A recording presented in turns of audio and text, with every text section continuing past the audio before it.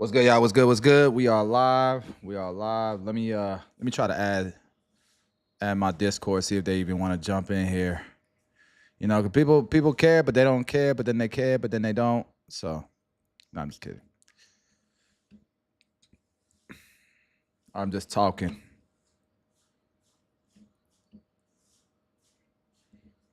Let me add this. All right, cool. People come in here, they can come in here. If not, it's all good. Let's get started with our daily devotional. Y'all already know the vibes. All right. Like father, like son. Blessed are the peacekeepers, for they will be called children of God. Matthew chapter 5, verse 9. Blessed are the peacekeepers, for they will be called children of God. Why would peacekeepers be called children of God? Because they are like God. That's who God is. In Matthew chapter 5, verses 44 through 45, Jesus says, "But I tell you, love your enemies and pray for those who persecute you, that you may be children of your Father in heaven." That's how you distinguish between children of the world, the devil, damn, and the children of God. Sometimes I'll be feeling like this is hell right here. This world. I'm not cursing. That's not cursing. Cursing and bad words, I think, are two separate things. But anyways, my wife calling me out. That's so who are they? Who are they like? Whose desires do they fulfill? Are they peacemakers or peace takers? Do they build or destroy relationships? Do they forgive or do they embitter? Whose nature do they reveal? Do they protect or do they chase away? A wonderful blessing rests on God's children, but on the children of the world rests a blistering curse. Dang. And so if you take these words seriously, you take God seriously. God the Father doesn't raise terrorists, not even emotional or spiritual terrorists. He is the wonderful counselor, mighty God, everlasting Father, Prince of Peace. That's beautiful. That's beautiful. Imagine having that type of will, that type of power, bro. Imagine that. Beautiful. All right. With that being said, man, I have been working diligently with my boy Kyle on putting this together, 6FB booking with Barber Form. So we've been working on this with the leaderboards, being able to track everything, commissions for sales, all that good stuff. And pretty soon it'll be a nice, well-oiled machine that we'll share with my barber community. Now let's check out how my portfolio did today. I crossed 45,000 for the first time ever in my options account. Let me show y'all real quick. If you've been following me, then you know about these positions that we got into early or yesterday. So I closed HIMS, I got back into HIMS, and we're already up 23%. Hood is down 6%. Palantir's already up 24%. This is one day. We could close these and reopen them if we want to and collect these and realize these gains. SoFi's up 41%. Let's go. Remember how I was saying I kept these open because I had a good feeling about them? I kept these, and these expire in 2 weeks. Come on, man. We finna see, we about to make another 6 something off of this. It's about 570 off of no. What am I talking about? Like $700 we about to make off of this. Tesla is down 21%, but that's okay. We just opened this yesterday. I'm not tripping. And so we have officially crossed, if you look here at the bottom, $45,000. Come on, man. Come on, man. If y'all been watching this options account, I'll show y'all the journey here. It's been beautiful. It's been a beautiful journey. So year to date, you guys know we started off what the hell? That doesn't look right. That don't look right. That don't look right. What the heck? Oh, that's including my kids' Roths. That's including my kids' Roths. So year to date, You guys can see we have about 23,000 net deposits and withdrawals. But we started, I believe, with 9,000, I believe. We had 13,000 in here. And every week we were putting in $1,000. So that's why I went from 13 to 17. And we weren't trading anything. We were just depositing money. Then from 17, we went up to 20. And then that's when I started trading options. And that's where you can see the returns start to grow. Because that's where, here we weren't trading anything. That's why there's no returns. There's no bars. But here we started trading. So we went from like 20 to 25 to 30. And now we are at 45,000. That says 43, but right now as it stands, we're at 45,000. So it's growing, man. It's growing. I'm very happy with it. 40% returns at the moment. And hopefully this account will grow to 100,000 by the end of the year. But I've just been tracking it every day. You know what I mean? Showing it to you guys. And so far, so Gucci. Now, with that being said, I was checking out this video. Jamie Dimon was speaking on our relationship with China, where he thinks America's economy is going. And all of this is important when you're investing, guys. When you're investing in the stock market, in businesses, you know, just in life, this stuff is important. And nobody is better nobody's in a position better than Jamie Dimon, I think, to tell us what's going on here. So we're going to check that out. We're going to check out some of Tom Lee, what he has to say. But I just really thought that this was going to be very, very informative. So let's get into it. Let's get into it. Hold on one second. Boom, Jamie Dimon, talk to us. Privilege to be sitting down with you, Jamie. There's a lot to get to in this conversation. So I figured we'd start small, and then I would ask you a really basic, straightforward question, and that is, what's your biggest worry right now? Yeah. So first of all, thrilled to be here. I'm glad you're doing this. I hope we may join the defense forum you guys do every year too. And look, the way I look at it, the big picture is the tectonic plates are shifting. We got to get our heads wrapped around that. Those tectonic plates are the geopolitics with these terrible wars, terrible proxy terrorist activity around the world, North Korea, the potential proliferation of nuclear weapons over time, which is the greatest threat to mankind. And then you have the other tectonic shift is the global economy. So the global military umbrella of America, and then the global economy, of which trade is a part. You know, the other parts are do people want to partner with you? Do you have your alliances? Do you have investment agreements? And all those various things, and they're changing. And then our debt, which you just heard a bunch of folks talk about eloquently, it's large, and it's not just us. We added $10 trillion in 5 years. We have, you had Reagan up there talking about deficits. The debt to GDP was 35%, and the deficit was 3.5%. Today, it's 100% debt to GDP net, and a deficit of almost 7%, highest peacetime ever.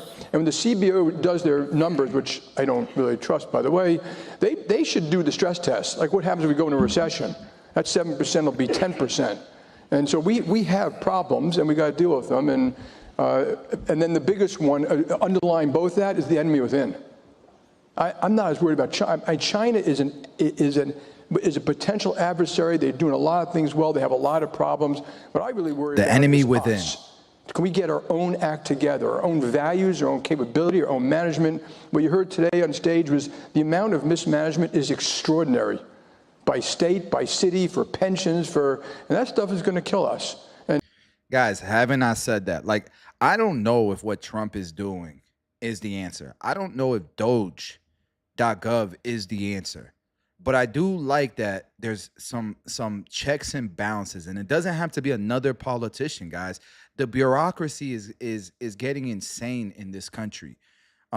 We do need citizens, checking these people, bro. And we need Jamie Dimon calling it like it is, right? And at the end of the day, bro, we know there's a lot of bullshit going on. There's a lot of inefficiencies, and it's got to be fixed. It's got to be fixed, but it's happening. It's happening. I think these are the necessary conversations. These forums like this is necessary to get progress. So this is dope. And, I always get asked this question, are we going to be the reserve currency? And no. If we are not the preeminent military and the preeminent economy in 40 years, we will not be the reserve currency. That's a fact. Just read history. You know, now I think we will Say that be. one more time. You know, for the people Warren in the Buffett back. here would tell you we're normally For the people in the preeminent back. economy in 40 years, we will not be the reserve currency. People ask this question: are we going to be the reserve currency? And no. You know, if we are not the preeminent military and the preeminent economy in 40 years, we will not be the reserve currency. So we have to invest in our economy. We need our entrepreneurs to be supported, not villainized by all these politicians, bro. They villainize, they create these division tactics, and we've looked at the data. Small business owners aren't the problem. It ain't even the billionaires that are the problem. The shit that's going on behind the scene with lobbyists and the bureaucracies, and it's all BS, bro. It's all BS. You got all these politicians that are helping others line each other's pockets and raising all these tax dollars and wanting to tax citizens more for all these bloated programs to fund their people, their contractors, their consultants, their cousins, their family members, their all the bullshit, bro. All these politicians are becoming millionaires, and they want you mad at billionaires. They want you mad at small business owners. But the data does not add up. When 50% of the taxes that are paid in America, when 100% of the taxes that are paid in America are paid for by 50% of Americans, and when those Americans are also mostly small business owners who will also create 45% of America's jobs, they're not the ones that are offshoring money. They're not the ones that are offshoring jobs. They're regular people like you and I, but we get destroyed.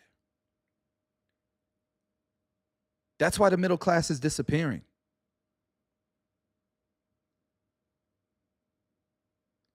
We got to get this shit in check, man. That's a fact. Just read history. You know, now I think we will be.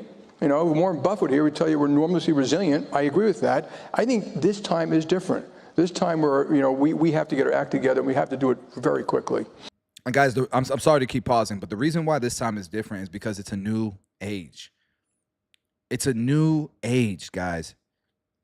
We went from industrialization to the information age and, you know, internet and innovation and service jobs, SaaS companies, to now it's all about AI and chips.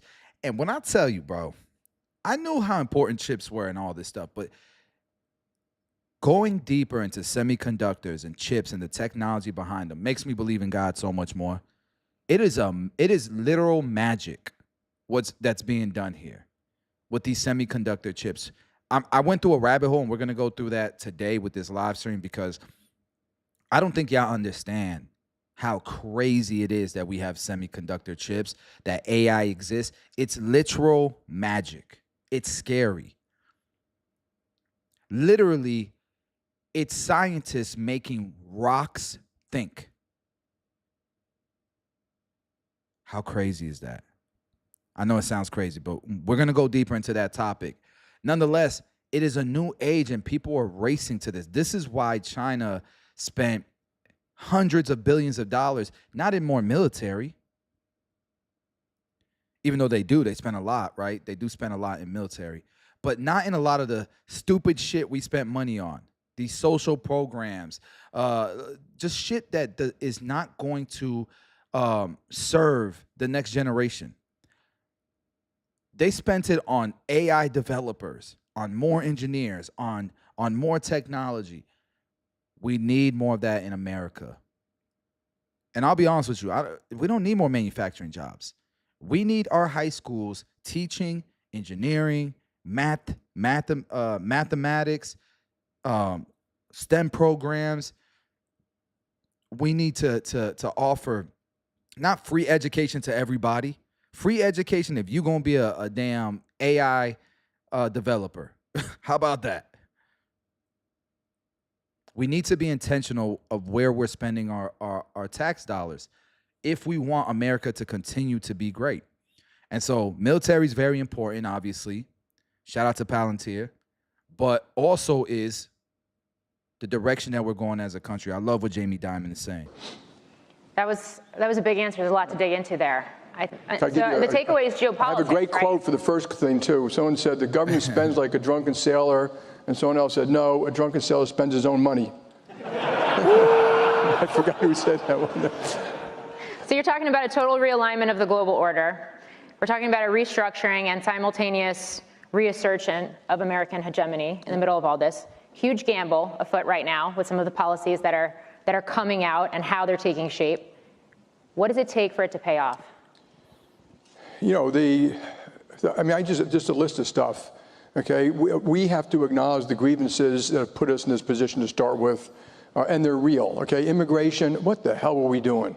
You know, the bottom 20% of our population, you know, their wages didn't go up for 20 years. They're dying 7 years younger. You know, when administrations, you know, the Biden administration is giving all this money to EVs and cars and wasting a lot of money on green stuff, which isn't going to work, and all that. Do you think people in rural cities, do you think people in inner cities thought they were getting anything? Do you think that those people think that the American government is fair and competent and that this was in their best interest? Their schools don't work. They're not getting the skills they need, and you heard that just now. So we got to acknowledge these. And I also call it blue tape because, you know, Republicans, you generally don't like red tape. I'm tired of red tape.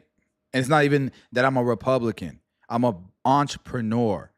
And the red tape, as barbers, look, I got a lot of barbers that follow me. The barbering industry, a lot of people don't realize how much red tape is in the barbering industry. There was a point in time where you had to spend a year in school, $20,000 to $30,000 in your education to become a barber. You had to learn more about diseases and sanitation than an EMT. But to become a barber, they didn't teach you anything about haircuts. That's why you could still get a shitty haircut going to a barbershop. But they're going to teach you how to be safe for a year. It was insane. It felt like we were getting taken advantage of by the system, and there was nothing we could do if we had to do it if we wanted to become barbers. But then you become a barber, and it's not even regulated like that.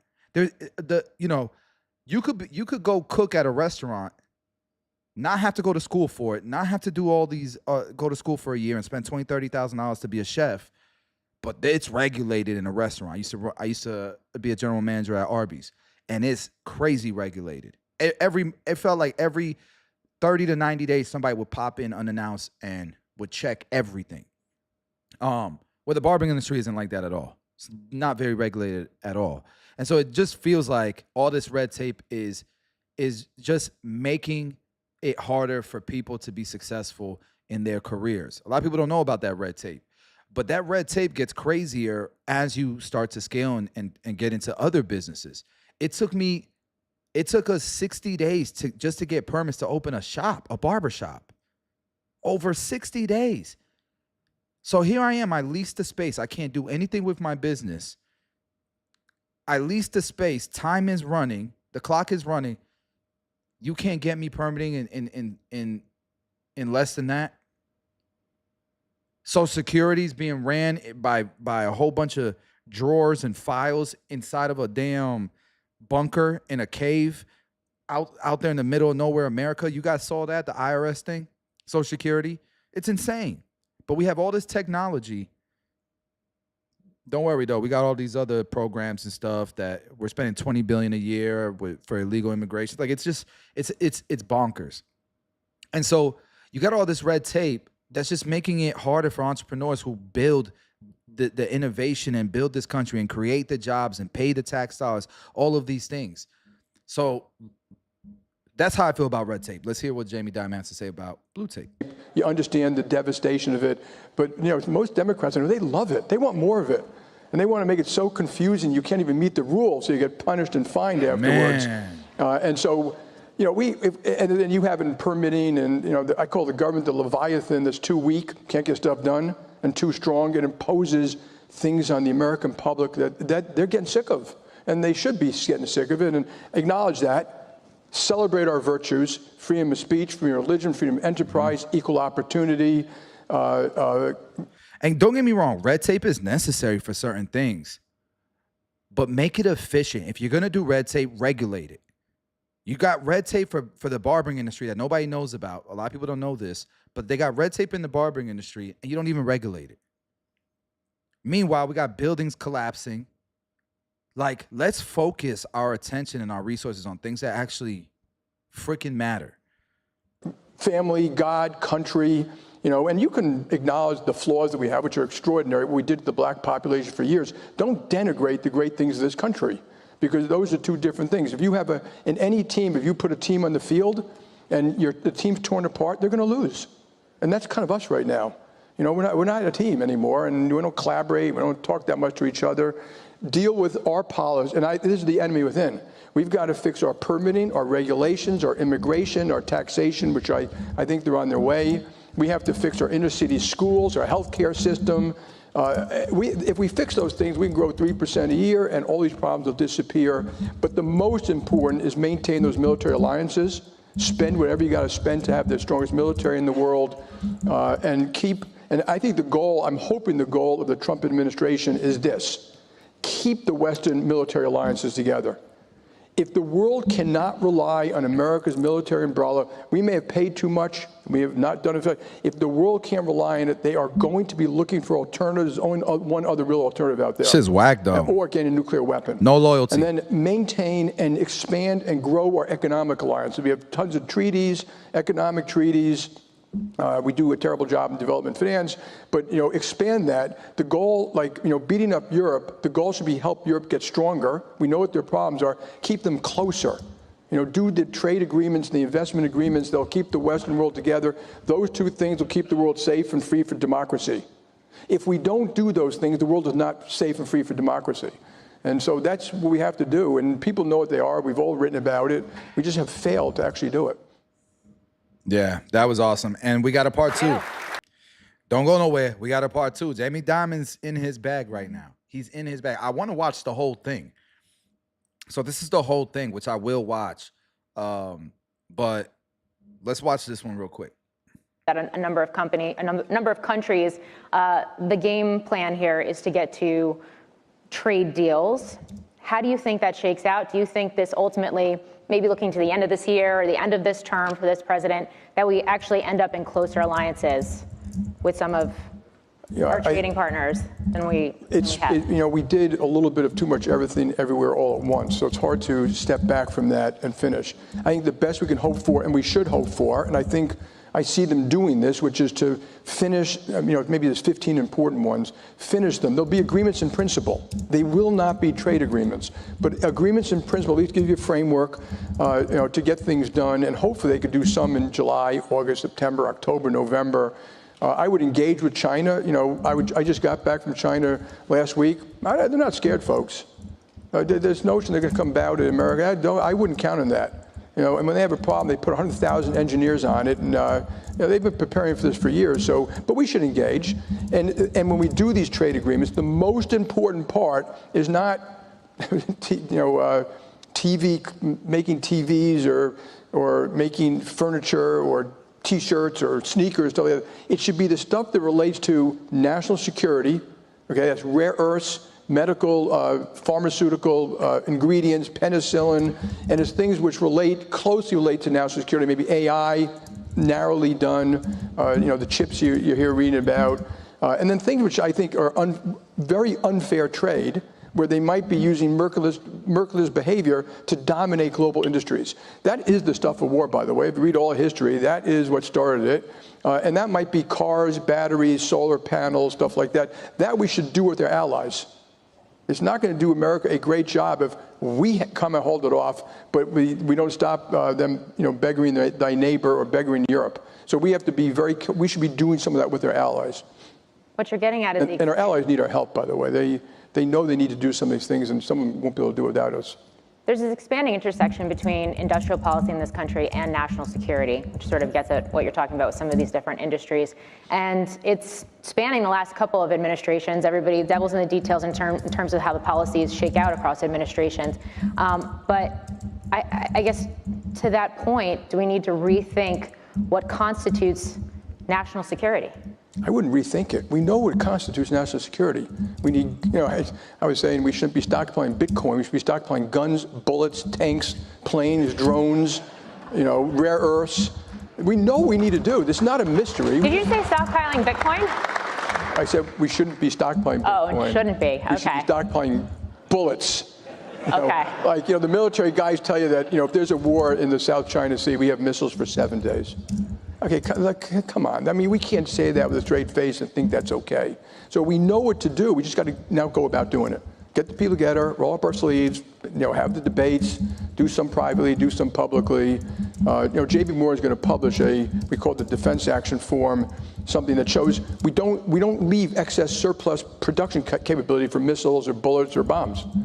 We don't have a military that can flexibly move money from. You see how quickly the software and hardware they need changes. So the military can't have a 30-year program. They've got to be able to cancel that drone program, build up that drone program, hire this person to do the software. We have to allow them to do multi-year budgeting. We essentially don't. The military tells me it costs them $50 billion a year, and we have to spend more.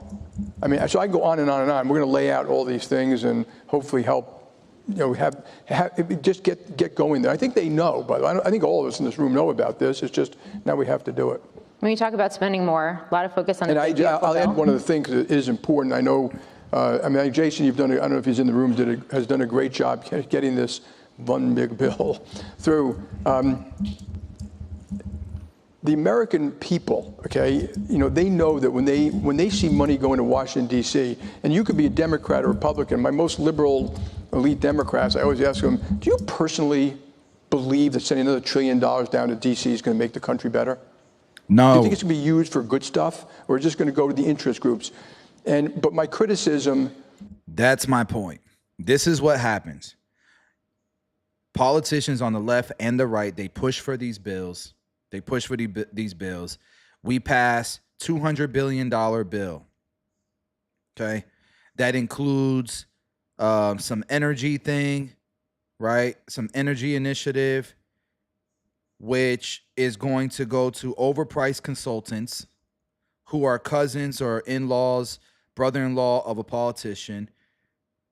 The contract is going to go to contractors who are related in some way, shape, or form, and they're gonna try charge us 2x, and so we're gonna get half of what we could get from the private sector for double the price. That's what's gonna happen. It's just a bunch of, and all these politicians are gonna get, if they're not gonna get rich directly, their in-laws, their cousins, whatever, are gonna get rich, and under the table, their pockets are gonna get lined. That's how it works. That's how it works. By the way, almost no one believes that. My criticism is there are 13,000 lobbying groups in D.C. There's only like 10 or 12 bank ones, by the way. People think banks are big. We're not actually that big. Now you have private equities bigger or stuff. And yes, we absolutely should be, I don't know if Gary's here, taxing carried interest and all that. But wow. And nor should we allow much SALT deductions, even though it costs me a lot of money. But whoa, what? You don't want no SALT deductions? He might be changing. People keep saying that. What am I missing here? I don't know if Gary's here, taxing carried interest and all that. But nor should we allow much SALT deductions, even though it costs me a lot of money. But those groups are so selfish. Cotton, corn, sugar. And when they go to D.C., they're fighting for interest groups, unions, teachers, and it's really damaging our country. So you need leadership like a Ronald Reagan type. They have to explain to the American public why you have to sacrifice, your own personal interest. And if you do, by the way, and we can grow at 3%, you'll still be far better off. Yep. So, to me, it's okay to sacrifice a little bit and to get all these groups and all these. And that's one thing that I said, that if Trump does put into, people were getting upset about Trump saying, look, if you make over $400,000, that 400K, I want to add another tax bracket. And I think Biden mentioned this as well. I don't mind that. But what he did say was he would eliminate taxes on people who made 150K or less. That's what Biden didn't say. Like, I'm tired of all of these taxes, bro, to fund bullshit. I'm tired of it. I know not all of it is, but a lot of it is, and we need to call it what it is, bro. So if you tell me, look, Americans making 150K or less, 0 taxes, 400K or more, we're going to increase the taxes. I don't mind doing that because just like Jamie Dimon just said, that might increase the GDP by I don't know, 10% over the course of some years. Guess what? Everybody does better that way. Everyone does. It's a win-win-win-win. The problem is when they just want to keep raising taxes on everybody. It's stupid. It's getting out of hand. That's not what America was made on. Let's increase the country's innovation, the GDP. Let's continue to make this country amazing, and the pie will continue to grow, and sales taxes will increase, property taxes will increase, because more people will be able to afford homes. The government will make their money if the economy continues to grow. And that's one thing that I do think that Trump has his eye on. I just don't know if his plan is the right plan. Jamie Dimon for president. All these groups, a lot of CEOs, they don't even know what their people are asking for in D.C. And their people are going to see people like Gary Cohn every day begging, for a little special thing here, a special thing here, why this should not be discontinued. The government should get rid of all that crap. The American business community doesn't need any special tax breaks at all. They should have rules of the road, good regulations, and let the world compete. And so there's a lot to do. We know what to do. It has been done before. It's just going to be hard. Love that, man. Love it. This is, yeah. I'm with him. I'm definitely with him. What do y'all think, chat?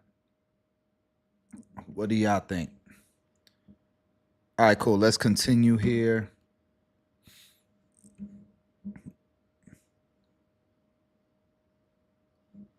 Oh, that's what I wanted to check out. Let's see.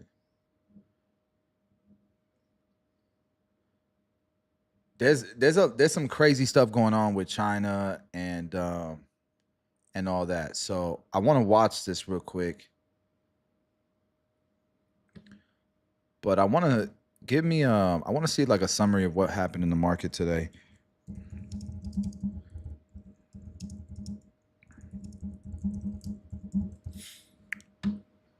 Look at this, guys. This China-Taiwan thing is starting to happen, and they're talking about tariffs, truce. Man, it's weird what's going on here. But this has been by the way, this month, and this is why I printed this month in my options account. This was the best month for the S&P 500 since 2023.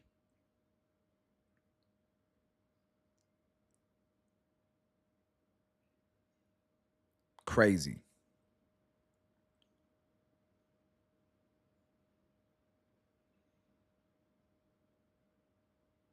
%78 of reporting companies surpassed earnings expectations.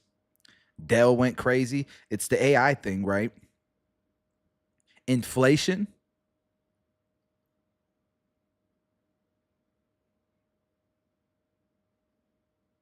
Guys, they're projecting that it dropped to 2.2%, the lowest since September. The Magnificent Seven has been crazy. It's accounting for 40% of the S&P 500's total returns since early April. The Gap went crazy, so consumer spending is up. What is going on? What is going on?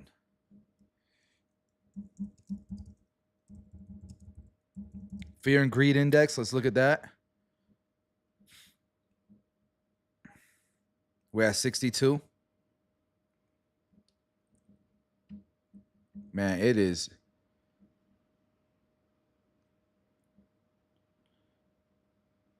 There's still tariff uncertainty, but I think a lot of that stuff is priced in. We're just gonna live with it. We're just gonna live with it. Is kind of how I feel about it. All right, let's check this out. What's going on U.S. Captain Armin Kurdian, thank you so much for being here today and talking us through this because we take a look at these images. Got to get a handle on what's happening here. So first, let's start with how difficult it is to move these types of planes. What can you tell us? Good afternoon, Laura. So China has really undertaken some heck of a military buildup and ships and aircraft and moving these aircraft. These heavy bombers are a more of a public signal to the world that China is going to be the premier regional military power. That's their intent within that region of the world. Right now, you could still make the argument that it's the United States, but you got a lot of countries around China that don't necessarily like their behavior. We have to live with them as a next door neighbor. What China did in the Spratly Islands about 15 years ago, and we just let them do it, just go in there and militarize these islands, which were also, disputed by a number of countries, was absolutely inexcusable. But it's unfortunately it's a sunk cost right now, and we have to work very closely with the Philippines, with Japan, with India, Thailand, Vietnam, with those nations to make sure that we continue to maintain a good relationship with them. When we take a look at those images, if we could go back to the satellite pictures right there. Yeah, when we take a look at that, what does it mean to you when you see that? Are they gearing up their offensive, in your opinion? I mean, it sounds like that's what you think is happening, but what will be next with what they're doing, you think? Ultimately, China has learned a lot of lessons from Russia and Ukraine in terms of drones and missiles and how a massive bombardment from the air using those types of weapons can really put an enemy on its heels. So what I think they're trying to do right now is kind of twofold. Number one, they want to be able to strike a really heavy blow against U.S. forces, the U.S. 7th Fleet in Guam, Japan, the Philippines, and those areas to prevent the U.S. from being able to respond successfully to, say, an invasion of Taiwan.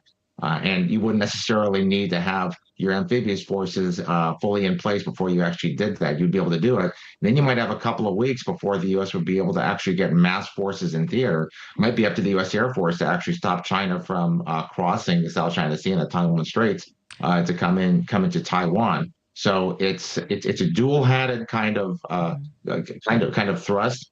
You have those initial attacks, and then those heavy bombers can attack more fixed targets, do some mop-up work against the United States. A lot of the war games that the U.S. has done in that region of the world don't always end up so great for us.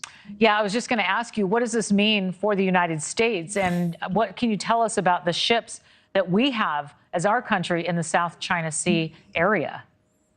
Well, the United States is investing very heavily in surface-to-air missile and pushing out that envelope to 100, 150 miles. Also, anti-ballistic missiles, the SM-3. There was recently some issues with this desire to protect Guam under a missile shield, and now that radar program, I guess, is under review and perhaps is going to be revised.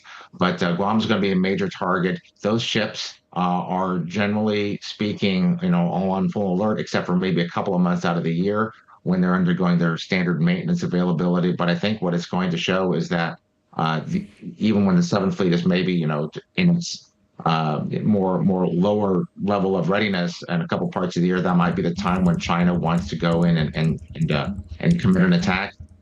Make no mistake, the U.S. forces in that region of the world are very formidable, and the U.S. Air Force can reach anywhere all over the world. And we also have submarines that are still the world's best underwater weapon and can knock out a bunch of ships. But China's got a bunch of numbers. They're going to try to overwhelm U.S. defenses if we actually do this. So it's something we're continuously have to prepare for, and we're going to need more of these types of weapons. The Houthis use a bunch in the Red Sea. Thank you for watching. Subscribe below and download our News Nation app right now on your phone, and you will get fact-based, unbiased news.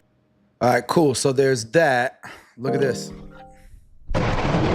This live fire drill. So you got China sending ships near Taiwan, and then you got Taiwan saying, all right, it's time to test some rockets. Was years in the making, with high-precision weapons made in the USA and purchased by Taiwan. These HIMARS, high-mobility artillery rocket systems, arrived here late last year. The same systems Ukrainian soldiers have been using to target Russian positions. Mobile launchers are equipped with guided rockets that can strike 185 miles away. That's well beyond the southeastern coast of China. More of these rocket systems will be delivered here next year. That's earlier than planned, part of this race to overhaul Taiwan's defenses.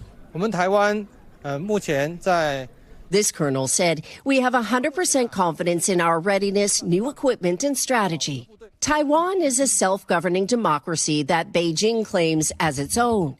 China's President Xi Jinping makes no secret of his intentions to unify the island with the mainland and won't rule out using force. We face a huge challenge, a security challenge from the mainland China. So we have to make ourselves very well on the combat readiness. Billions of dollars in U.S. arms deals have been helping Taiwan build up and revamp its defenses with weapons like drones, missiles, and upgraded fighter jets. They've expanded mandatory military service to 1 year, and reservist training just increased too. I think it's useful in practice, says this reservist. U.S. military personnel are also involved with training, at least dozens of them according to the Pentagon, though an exact number on the ground and what they do is a bit murky. It's all fundamental to a U.S. mandate to provide Taiwan with weapons and skills to deter any attack by China. HIMARS mark a significant step, as well as an intelligence sharing deal with the U.S. Is it a game changer for Taiwan? Yeah. Yet now, more than ever here, there are questions about reliability and whether the U.S. would intervene if China ever invaded. Taiwan did take all of our chip business. You know, we used to make our own chips. Now they're made in Taiwan. Officials in Taipei were rattled first by comments President Trump made on the campaign trail regarding semiconductors, and then telling Bloomberg in an interview after his inauguration that Taiwan, quote, should pay us for defense. You don't have the cards. Then came the collapse of U.S. support for Ukraine, and now the threat of steep tariffs on Taiwan's exports. We still consider that there is conflicting, ideas emerging in the U.S. government right now. Which voices or narratives should we listen to? Taiwan's president is pledging this week to buy more American goods as it tries to downplay tariff tensions as friendly friction. But leaning into the anxiety is China, ramping up military activity around the island, and most recently, staging amphibious landing drills in the Taiwan Strait. The head of U.S. Indo-Pacific Command, Admiral Samuel Paparo, warned that Chinese exercises are not drills but rehearsals, leaving the island looking to Washington for clues about what. It's crazy. Crazy. So China's moving bombers close.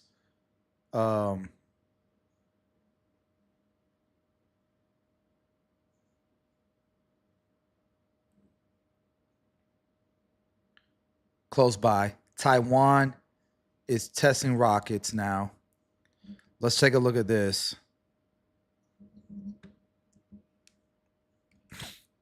Tremendous pressure overseas. It's also the situation in the Far East as China stares down Taiwan with serious ambitions to claim that island as its own. Taiwan's military planners say American support, including weapons deals, are critical in fending off a potential Chinese attack. Let's bring in NBC News international correspondent Janice Mackey-Freyer live in Beijing. Janice, you got to look. I'm assuming TSM is down, 2% because of this news. Yep. No, this is tariff stuff.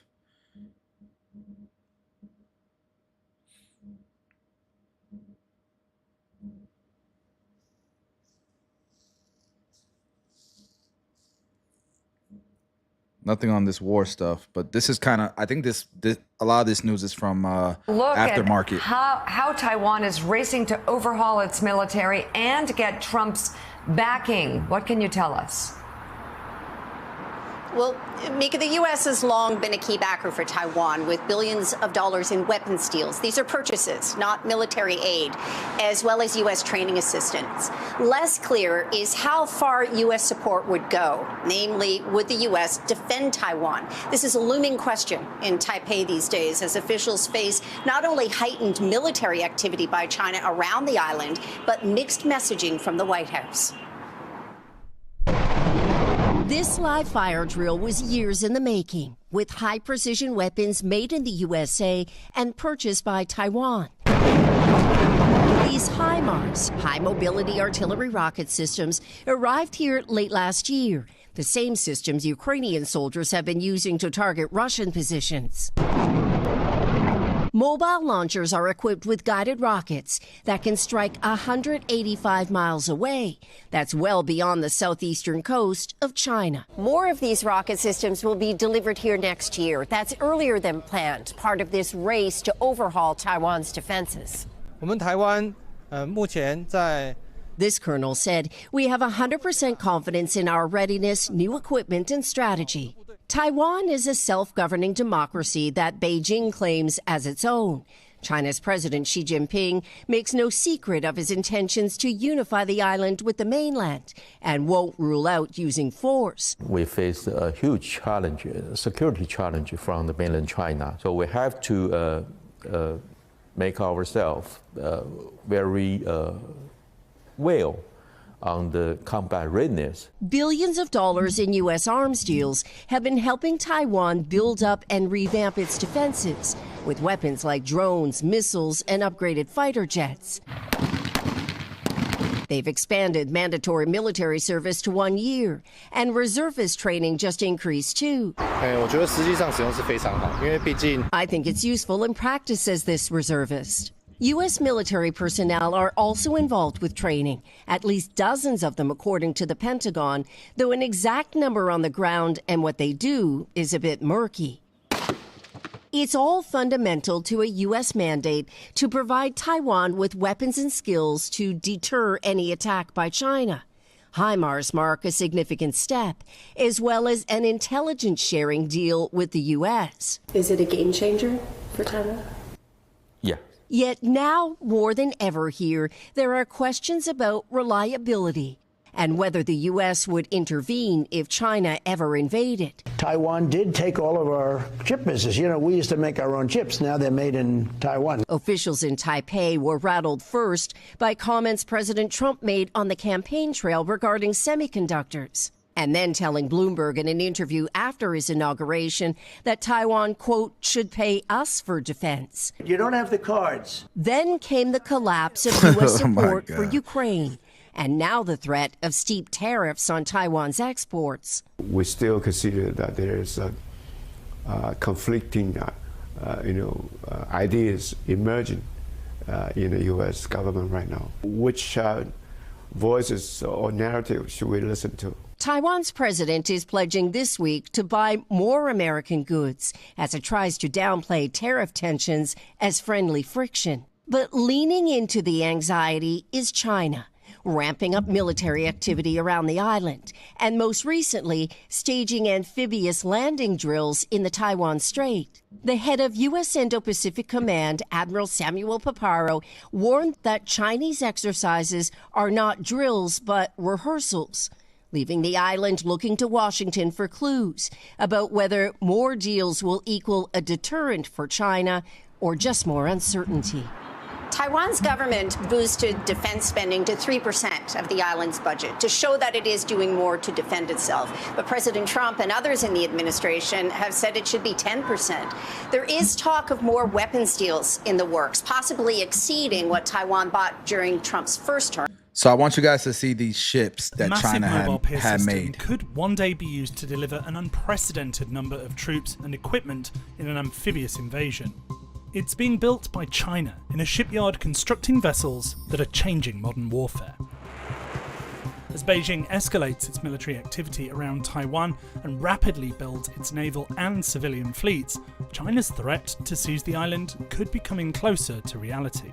To be able to deliver vehicles at huge volume straight to the beach without having to capture a port change the calculus of whether China could successfully invade Taiwan. Here's a breakdown of how these ships could set the stage for a D-Day style invasion.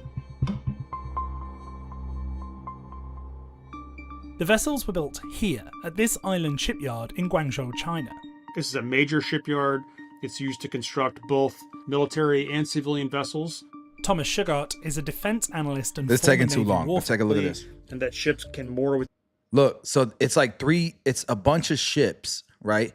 and they can just connect to each other with bridges till it gets to the land. These platforms in the way that was intended.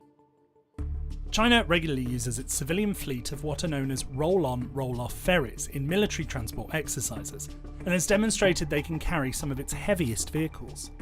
The landing platforms appear specifically designed to link with these commercial ships. It has 2 side ramps, one on each side, that can flip down, and we have seen them connect to roll-on, roll-off ferries that can basically back up to those ramps and drive vehicles off.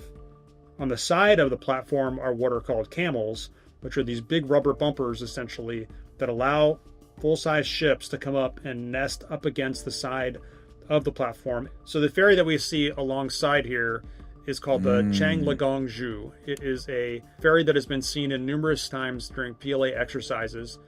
Ferries like these have been used to offload equipment in various scenarios, including in ports, on floating causeways, and even in the open ocean. China has also used its larger roll-on, roll-off vehicle carriers in transport exercises between ports, but not with the PLA's temporary floating causeways, which couldn't accommodate their diagonal ramps. Satellite imagery suggests these landing platforms could serve that purpose. What we see here is a vessel called the Shunlonghai. While it is not technically a normal pure vehicle carrier, it is a roll-on, roll-off cargo ship, and it does have a diagonal ramp, confirming our suspicions that that's what that unique shape of that stern ramp was for. Additionally, it is possible that a ferry could back up to this stern ramp and also unload vehicles straight on out of the back, as we have seen them do with floating piers in the past. With as many as 5 points of contact where ships could offload, the linked platforms could potentially transfer hundreds of vehicles ashore per hour, including some of the PLA's heaviest. I would be very surprised if these structures and the bridges are not also built to those, at least those same standards, and able to deliver any of the Chinese military's armored vehicles. It's crazy. Including. So what would happen if Taiwan did The get clock invaded? strikes midnight. Without warning, a barrage of missiles is launched from mainland China, streaking across the sky towards Taiwan. Explosions light up the night as critical infrastructure and military bases across the island are hit. Airfields, radar installations, and communication centers are among the first targets, aiming to cripple Taiwan's ability to respond. As the missiles hit their marks, Taiwan's military springs into action. Air defense systems fire back, trying to intercept incoming threats. Fighter jets scramble, taking to the skies in an attempt to repel the ongoing aerial assault. Emergency protocols are activated, and citizens are rushed into shelters. The streets, usually bustling, fall eerily silent as the island braces for what comes next. While the physical assault rages on, another battle unfolds in cyberspace. Chinese cyber units launch coordinated attacks on Taiwan's digital infrastructure. Power grids, financial systems, and government networks face relentless hacking attempts at the same time. Electronic warfare units attempt to jam communications and radar, creating confusion and chaos. Taiwan cyber defenders work frantically to counter these incursions, but the sheer scale of the attack is overwhelming. Off the coast, the situation grows even more dire. Chinese naval forces, including aircraft carriers and destroyers, move closer to Taiwan's shores. Submarines lurk beneath the waves, targeting any vessels attempting to leave or enter Taiwanese waters. Amphibious assault ships prepare to deploy troops to strategic points along the coast. Special forces units are airdropped or arrive by fast boats, aiming to secure beachheads and key locations. Taiwanese soldiers and reservists mobilize to defend their homeland. Armored units roll out from their bases, while infantry units take up defensive positions around critical infrastructure and urban centers. Skirmishes break out as Chinese special forces encounter stiff resistance. The landscape becomes a patchwork of battle zones, with both sides sustaining heavy casualties. Civilians, caught in the crossfire, seek safety amidst the chaos. As news of the invasion spreads, The world reacts, the United States, Japan, and other regional allies convene emergency meetings. Diplomatic channels buzz with activity as leaders call for an immediate ceasefire and the withdrawal of Chinese forces. Naval fleets in the Pacific are put on high alert, and military assets are repositioned, economic markets tumble, and fears of a broader conflict loom large. As the first 24 hours draw to a close, the situation remains fluid and precarious. Taiwan, though battered, remains unyielding. Its forces continue to fight back, showing resilience in the face of overwhelming odds. China's initial gains are significant but far from decisive. The global community watches with bated breath, aware that the actions taken in the coming days will shape the future of the region and potentially the world. The invasion of Taiwan by China, if it were to happen, would mark a pivotal moment in modern history. The first 24 hours would be crucial, filled with intense conflict and rapid developments. The resilience of Taiwan, the reaction of global powers, and the unpredictability of war would combine to create a scenario fraught with danger and uncertainty. Only time would tell how this hypothetical conflict might unfold, but one thing is certain: the consequences would be profound and far-reaching.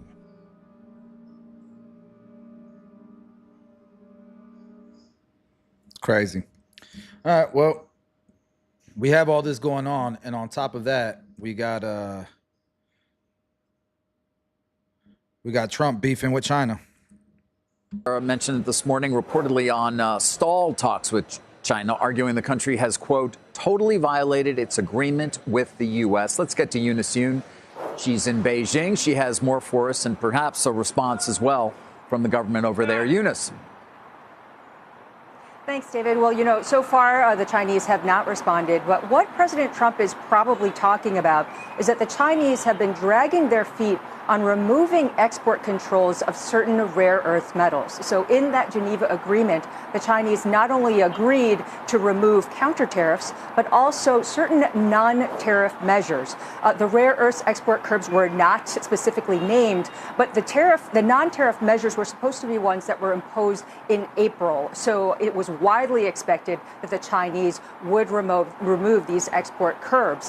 One thing that's also interesting is that unlike the tariffs, the removal of the non-tariff barriers didn't have a time frame.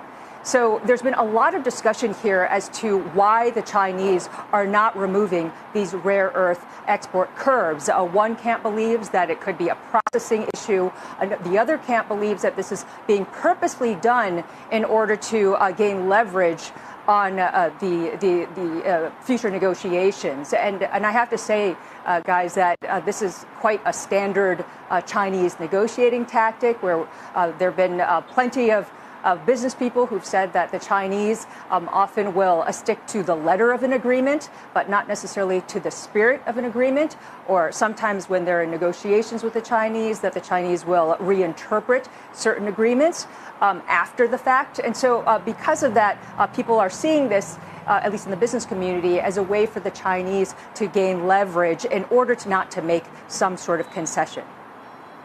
So do you have any... Has there any been official communication as to what comes next and how willing the Chinese are to come back to the table and fix this? Well, I think it depends on whether or not you think the Chinese really want to have a trade deal. From the Chinese perspective, of course, they don't want to have tariffs or something that could hurt them economically speaking. But from a political perspective, they see this as more of a problem for President Trump, that Trump is the one who's really hitched his political success to having trade deals to justify his tariff policy. From a Chinese perspective, they don't have that same worry. Eunice, appreciate that. Eunice Yoon in Beijing tonight. Okay. Big Money Show. I'm Jackie DeAngelis, and I am here with my co-host. Joining us for the hour, Fox News contributor Liz Peek is also here. Welcome. All right, the U.S. and China are at a standstill. Talks stalled and tensions rising. I would say that they are a bit stalled. I believe that we will be having more talks with them in the next few weeks, and I believe we may at some point have a call between the president and party chair Xi. And now President Trump is turning up the heat. He took to Truth Social this morning saying after he made a fast deal with China, China has, quote, totally violated its agreement with the United States. We're going to be hearing from the president later this hour at a press conference with Elon Musk. Why we does he will bring think you that? that as soon as it all begins.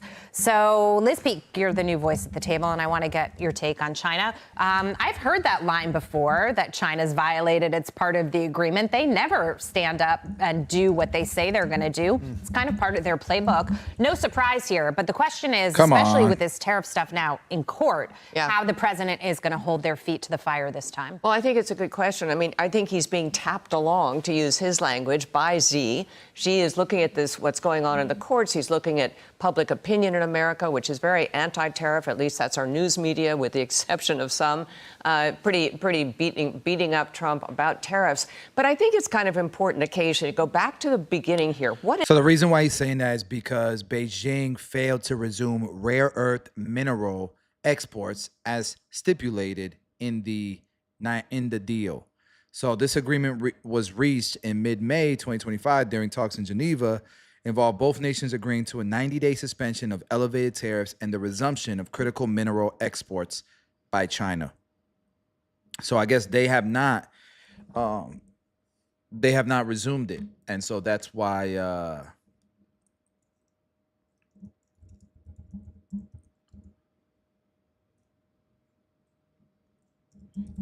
Trump is calling them out.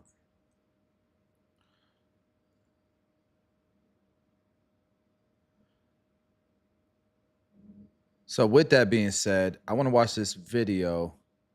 Why are these rare? I know the answer, but you guys know. So we're looking to do a deal with Ukraine with their rare earth. Trump wants rare earths. Rare earth elements are not actually rare. Well, there's been a lot of talk recently about rare earths, and there's also a lot of confusion about the term. Rare earth minerals are used in almost every technology you can think of. They're present in cell phones, medical devices, wind turbines, weapons, and much more. But what are they, and why are they important? And are they actually rare? So the term rare earth elements, it refers to 17 chemically similar elements within the lanthanide series. This is Professor Julie Michelle Klinger, a geographer and senior visiting fellow at the Institute for Human Sciences. So if you can picture the periodic table, it's that bar at the bottom. Elements 57 to 71, plus scandium and yttrium. Reuters special correspondent on commodities Eric Onstadt has a bit of the history. The elements were first discovered by a Swedish miner in 1787 near a village called Ytterby, and that gives two of the elements their names, yttrium and ytterbium. There's another one called promethium, named after the Greek god that supposedly stole fire from the gods to give it to humans. China is by far the dominant producer. They account for 60% of mine production and 90% of processed rare earths. But interestingly, this wasn't always the case. In the 1980s, for instance, the United States was the biggest producer, and Europe had one of the biggest processing plants in the world. They're often described as the vitamins or the spice of industry because they have enabled our technologies to get smaller and faster and stronger and more resilient. Elements like lanthanum and cerium, some of the most common rare earths, are used in TVs and lighting, while the application of erbium and yttrium can range from nuclear power to lasers. There are two broad categories that have really got the spotlight. The first one is military uses, and that can be from night goggles to precision missiles to radar. And of course, that is a very sensitive issue for nations wanting to guard their access to those kind of minerals. The second area is regarding the energy transition. And there are 4 specific rare earths that are used to make super strong permanent magnets that are used in motors for electric vehicles and for wind turbines. So that is key for most nations' zero carbon targets and cutting greenhouse gases. It's really because of the challenges, the heavy energy and resource and pollution risks that are associated with refining rare earth elements, that production has concentrated historically in so few places. Processing rare earths often involves the use of solvents, which can produce toxic waste. More environmentally friendly technologies are being developed, but they are not yet widely used. The other issue is that some rare earth deposits are radioactive. They include uranium and thorium. And so some countries are not interested in having that be mined in their country. But are they actually rare?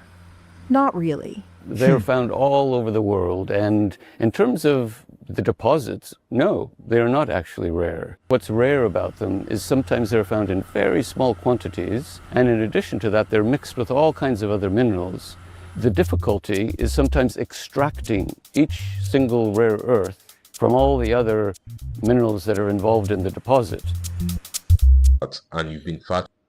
Yeah, so and here's the thing. You know, every country is dependent on one another. Like if you want to be able to make semiconductors, right? You have to probably import something from country 1, country 2, country 3, country 4, and you make up the last rare earth mineral to create that semiconductor chip, whatever, right? Or whatever the product is, whatever it is. And so countries do have to work with one another if they want to be able to keep up with innovation and technology. And if they don't, then they force other countries to do things that kind of make them less of a dependent player. And now you don't have leverage to be able to get rare minerals from country 1, 2, 3, and 4, right?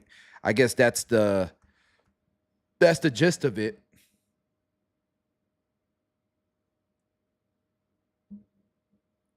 But can that change?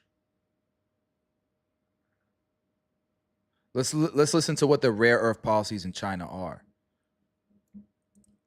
Beijing rolled out tax rebates and subsidies that helped the industry flourish. By the end of the millennium, the country became all-dominant and could influence global prices. For instance, in 2010, it cut export quotas that caused the price of some rare earths to surge tenfold. And China's control over the industry was a geopolitical tool during the trade war with the U.S. China has been taking advantage of the United States for many, many years. When the Trump administration threatened to cut off supplies of chips and processors to telecom giant Huawei, Beijing said it was a threat to its national sovereignty and warned that it could stop the export of rare earth materials to the U.S. 中方绝不会接受任何有损国家主权和尊严的协议。 The Chinese government didn't pull the trigger, but as tensions escalated, some companies decided to take action. Here we have one of the richest known deposits in the world. This is the first stop in an alternative neodymium supply chain, Mount Weld in Western Australia, where Amanda Lacaz's mining company digs rare earths out of the ground. It was once a volcano, and there are rare earths found throughout that, and this shows the tiny little bit that we have actually mined at this stage. Lacaz runs Lynas, the largest rare earth producing miner outside of China. She says these minerals are actually not that hard to find, but the difficulty is turning them into something usable. The rare earths actually come out of the ground and they're all married together. And then we put it through our concentrator so that by the time it leaves here, at about 35% of the material is rare earths. Lacaz has been trying to extract more from these rocks because recently, she says companies have told her they want to buy more. So to keep pace with growing demand, Lynas is expanding. This is the new plant we're going to build. Lynas raised about $330 million last August to upgrade processing facilities. Around the same time, the company won a U.S. Department of Defense contract to build a new plant in Texas.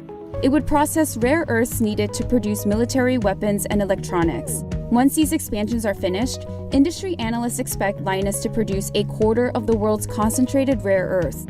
But neodymium still has a long way to travel after Australia, and before it ends up in your phone. These rocks typically have 5 more steps to go, where they have to be processed and turned into metals, like at this facility in the UK. So this is a sample of neodymium metal that's melted together with iron and boron and some other additives to make the alloy. Ian Higgins is the managing director of Less Common Metals near Liverpool. Industry experts say the company is one of the few outside of Asia that can turn the rocks into metal pieces. Then some of these go directly to tech companies, automakers, or end up in Formula One cars. Higgins didn't immediately begin selling neodymium metals to big companies. When he started his new operation in 2017, he turned to industry leaders for advice. So the kind of business model we're putting together would involve essentially copying the Chinese. He purchased machines from China and before the pandemic was visiting Chinese plants up to... So from my understanding, you know, these rare earth minerals are available everywhere. It's just a matter of environmental concerns, right? And so countries, they tend to focus on rare earth minerals that are easier to mine, that don't put a lot of pressure on environmental concerns. And so by doing that, we have a more of a global approach of continuing to get a hold of these that is healthier for the earth, right? But still, you need all of these rare. We have to depend on all these countries to create ultimately the products that we want, and that's what everything they just mentioned, right? Especially these days with AI, semiconductor stuff. So let's continue. Wrong one. There we go.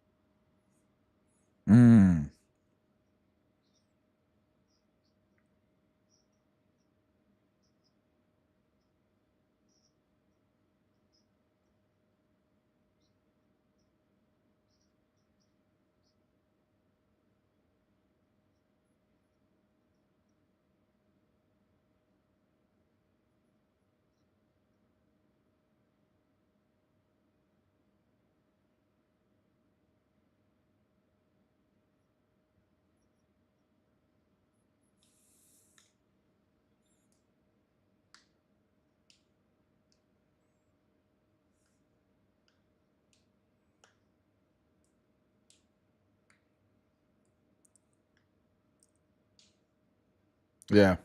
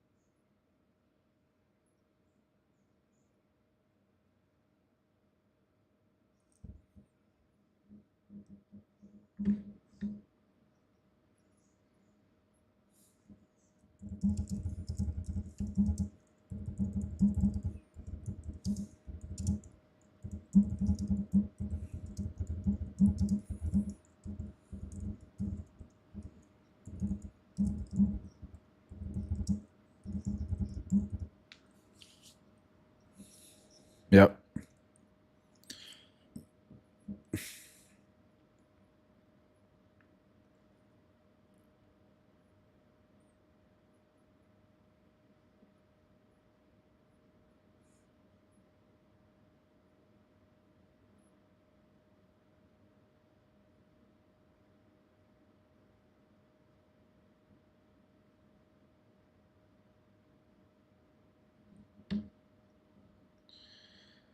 So with I wanted to compare the two administrations, Biden and Trump, on their efforts to support rare earth mining projects or rare earth projects.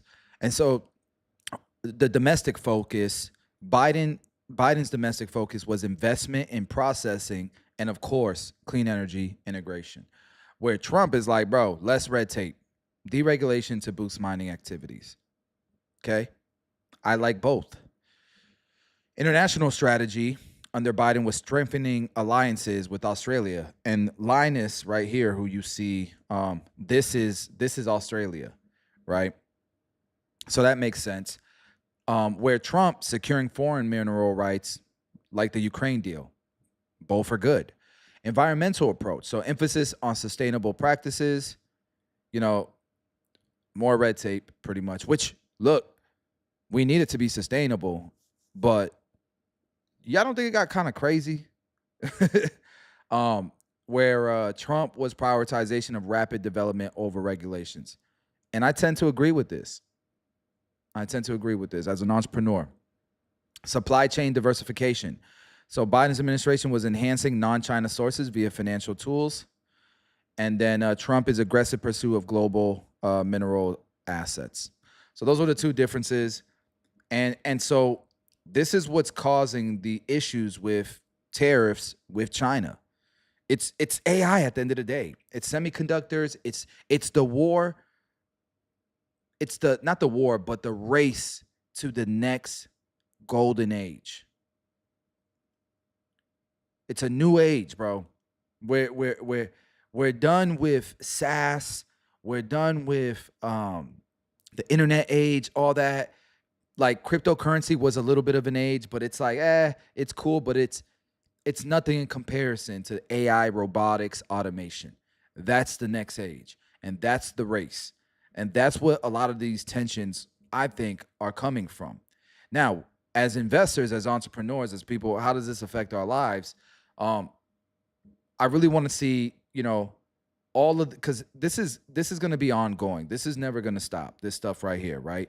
This stuff right here is going to be ongoing. But as of right now, what we've been worried about is summertime. I've been doing 30-day DTE options because I'm like, bro, this summer is where we're going to get hit. June, July. This month, June, is going to be interesting. July is going to be interesting. There's a lot still unfolding. But I also want to see, how's the stock market? How do analysts see it? The whole tariff stuff. Is it priced into the market? Let's see. Stocks carry May's momentum into the summer? Let's ask Chris Toomey. He's Morgan Stanley Managing Director of Private Wealth Management. Welcome back. How would you answer that? We have a lot of momentum, obviously. Does it last? I think we're probably still range bound. I think the concern we've got is that while I think we've taken the worst case scenario with regards to the Liberation Day, we're in a situation where I think the market's right now probably pricing in the best case scenario, right? I think everyone's talking about the fact that there's probably going to be 10% tariffs across the board, 30% for China. I think that's kind of baked in. If you look at what's happened, earnings expectations down about 5% this year, down about 10% next year. We still don't have any clarity with regards to what this is going to mean going forward. So you don't necessarily have guidance for companies to make decisions as to what they're going to do in regards to this. Yeah, but you need that?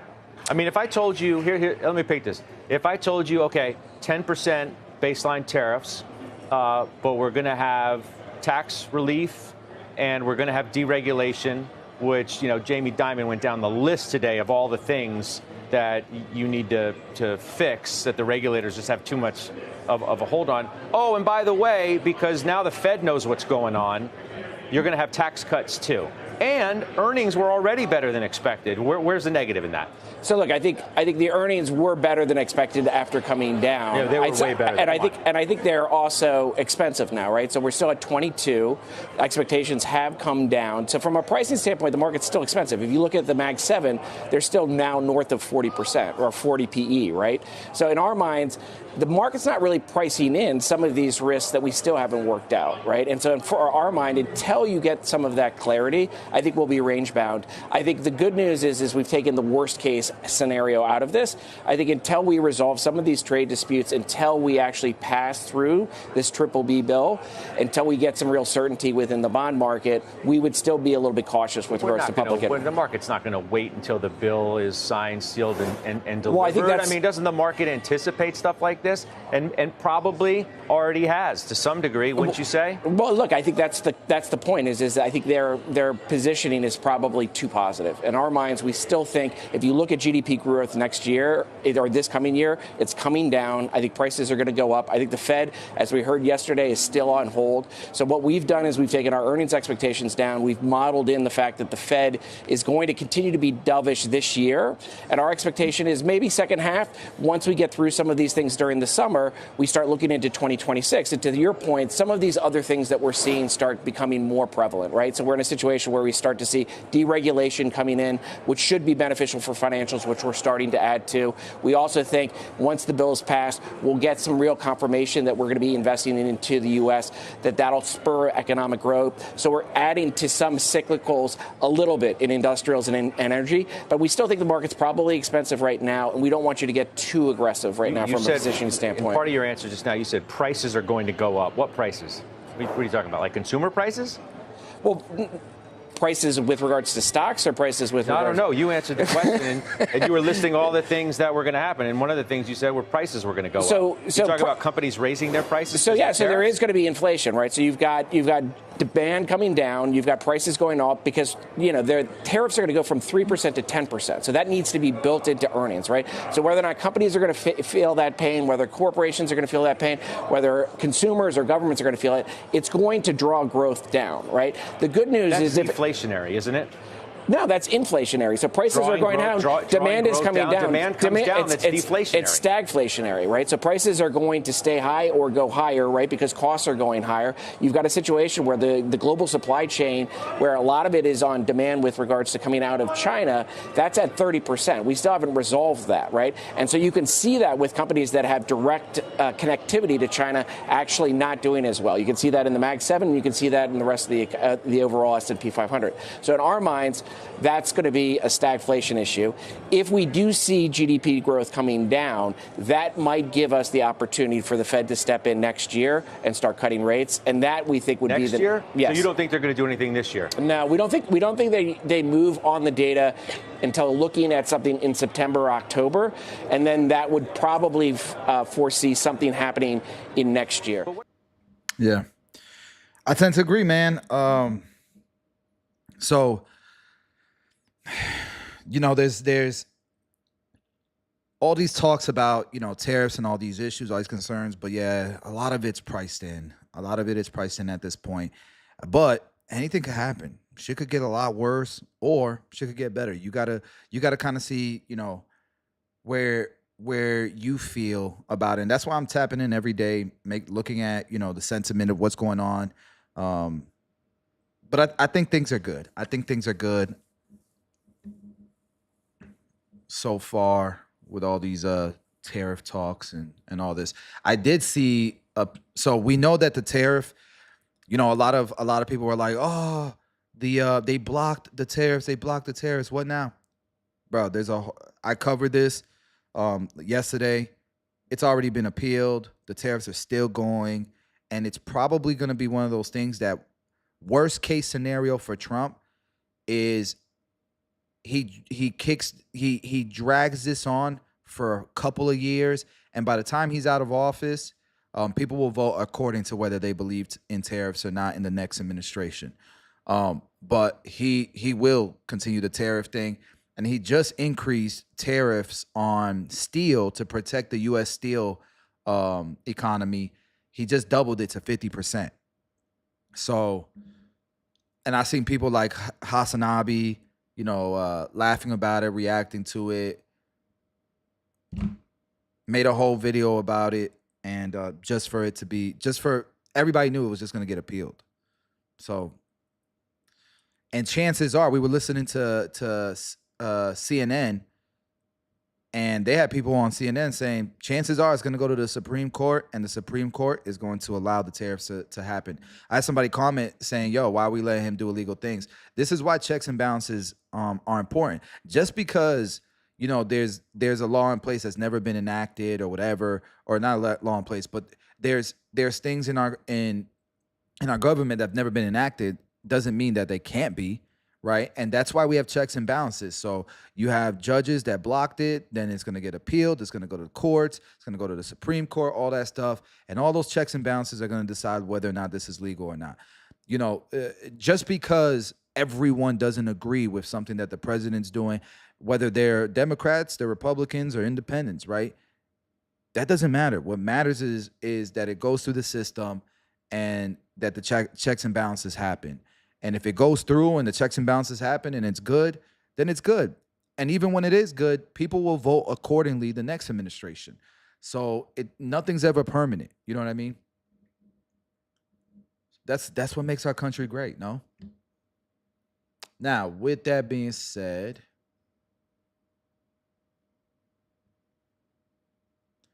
Hamas, what happened? Yesterday we were talking about how Hamas, they agreed to a ceasefire plan, and it was just up to Israel to agree to it as well. And now I'm getting reports that Hamas rejects the ceasefire plan. What the hell happened? From future terrorist attacks and prevent the creation of a Palestinian state right on its borders. Hamas has reportedly rejected the latest ceasefire offer from the United States. That allows Israel to continue to expand its military offensive in Gaza. Chris Mitchell brings us the story from Jerusalem. Israeli troops push further into northern Gaza, warning civilians to get out of harm's way. U.S. envoy Steve Witkoff's ceasefire and hostage deal would reportedly lead to Hamas freeing 10 of the remaining living hostages in the first week of the 60-day ceasefire. In exchange, Israel would free more than 1,000 Palestinian prisoners. A major sticking point, Hamas wants guarantees Israel won't return to fighting after the ceasefire. But Israel's prime minister says he wants the fighting to resume and continue until Hamas is eliminated in Gaza. Meanwhile, the Israeli government has made an historic decision to approve 22 new communities in the biblical heartland of the Jewish nation, Judea and Samaria, also known as the West Bank. This will help block Palestinians from forming a state in this area. And according to Defense Minister Israel Katz, it also provides a buffer for the nation's security. As he put it, Jewish settlement in Judea and Samaria serves as a vital security barrier for Israel's major population centers. We must do everything in our power to expand and reinforce this protective shield. It was the first volley in the government's effort to head off another unilateral move for a Palestinian state by some Western powers, including France. Next month, France's president at a summit in New York City will push for most of the world to altogether recognize a Palestinian state. Israeli Foreign Minister Gideon Sa'ar warned that such a declaration would reward the Hamas terrorists who committed the October 7th atrocities. He added, unilateral moves against Israel will be met with unilateral Israeli measures. We will not get any dictates from outside with regard to our national security. This fits with the foreign minister's statements this week that if outside nations push to unilaterally recognize a Palestinian state in Judea and Samaria, Israel will respond by declaring sovereignty over more and more of the area. All right, Chris Mitchell joins us now from Jerusalem. A lot to talk about. Chris, how does Israel approving these new settlements help block the creation of a Palestinian state? Well, one of the main things is this, Andrew, it actually creates facts on the ground. It strengthens Israel's claim to the land. And what will happen is that more Israelis will be moving and living in Judea and Samaria. And it would make the withdrawal that happened 20 years ago unlikely. What happened 20 years ago, Andrew, is what's called the Gaza disengagement. Israel unilaterally pulled out of Gaza and 5 communities in northern Samaria. That was as we see right now, we see the effects of what happened. Gaza became one of the biggest terror bases in all of the world. And so this is designed to help prevent a Palestinian state. It's really a strategic shift, a really historic move, Andrew, away from a two-state solution. And the next step, as we mentioned in that report, may be declaring sovereignty over Judea and Samaria. So what are Israel's biggest concerns about a potential Palestinian state? Well, one of the main concerns, Andrew, is security. And they looked at what happened after the disengagement in 2007, as I mentioned, what Gaza became the biggest terror base in the world. And then what had tens of thousands of rockets since then. And then obviously what happened on October 7th. A Palestinian state would be in the heart of Israel, and it would be close to Tel Aviv, the Ben Gurion Airport, and Jerusalem. And people are concerned it could be another terror base. We also see terror hubs, so to speak, in places like Nablus and Jenin. And we also see that after October 7th, many of the Palestinians in Judea and Samaria, they actually supported October 7th. And they believe that if you look at places like Palestinian Media Watch, which monitors Palestinian media, there's really anti-Semitic, anti-Israel, anti-Jewish propaganda almost every day. So this marks no more going back to the Oslo-style negotiations, and a belief for many in Palestinian media, there's really anti-Semitic, anti-Israel, anti-Jewish propaganda almost every day. This is like Palestinian Media Watch, which monitors Palestinian media. There's really anti-Semitic, anti-Israel, anti-Jewish propaganda almost every day. So this marks no more going back to the Oslo-style negotiations, and a belief for many that this is really the land promised in the Bible to the Jewish people.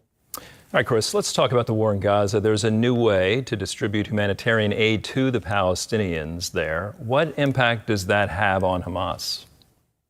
Well, it's a major impact, Andrew, and actually this is a dramatic development. And what it does is it bypasses the ability for Hamas to steal the humanitarian aid and feed their own terrorists. And then actually they often sell it back to the population. And they've been doing this since the beginning of the war. So what this new humanitarian effort, which is called the Gaza Humanitarian Foundation, it really undermines Hamas's control over the population. Hamas is warning the people, no, don't go to these areas and get the humanitarian aid, but many are ignoring Hamas. And so Hamas wants to stop, in any negotiations, wants to stop this because it really represents a threat to their control and to their authority and weakens them dramatically.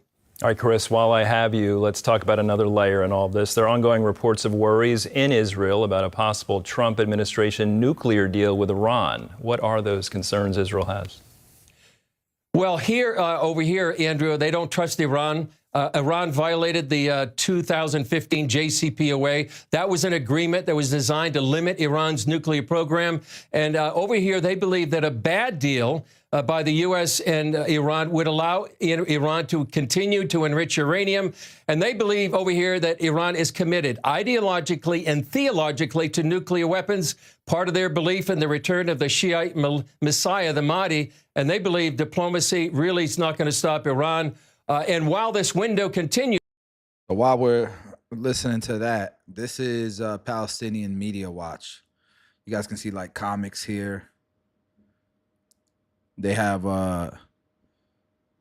Israeli soldiers shooting coronavirus towards Palestinian cities.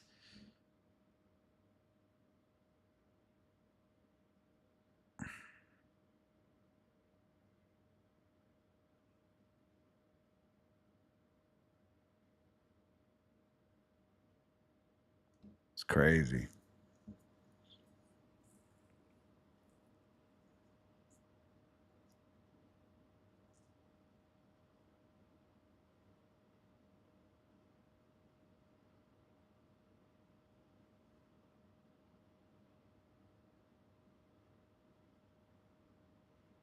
Bro, this is just a different world. Just a different world to me. Just a different world to me. Now, crazy. I thought this was going to be great.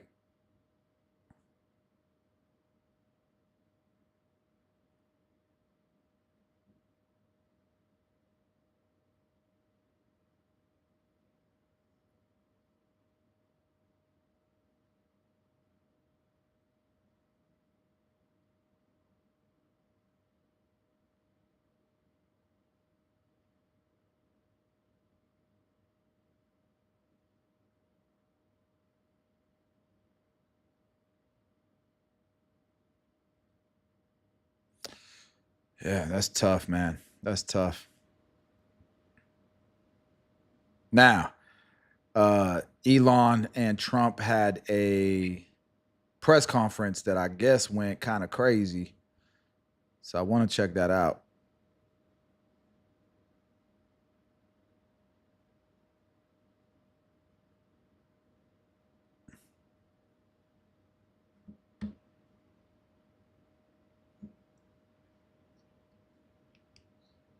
Doge. There's this. Some of the people, some of the media organizations in this room were the slingers.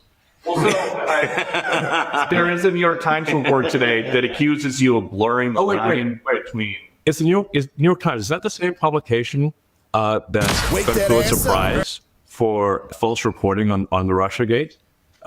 Is it the same organization? I think it is. I think it is. I think the judge just ruled against the New York Times for their lies about the Russiagate hoax, and that they might have to give back that Pulitzer Prize. That New York Times? Let's move on. Okay. Next question. What? Just that. What? I thought they weren't friends anymore. They were saying that they weren't friends no more, but they are friends, obviously, or they just doing this for the media. But chill out, Elon. Let him ask the question, and kill him with the truth. President Trump's 5 aides who used to work here are in talks with Republicans in Congress to go and testify about what they did or didn't do to possibly conceal President Biden's decline. Do you think that Dr. Jill Biden should also have to come in and testify about what she did or didn't do?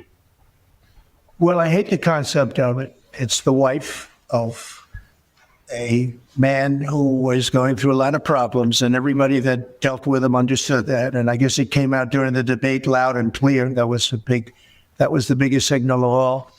They have to do what's right.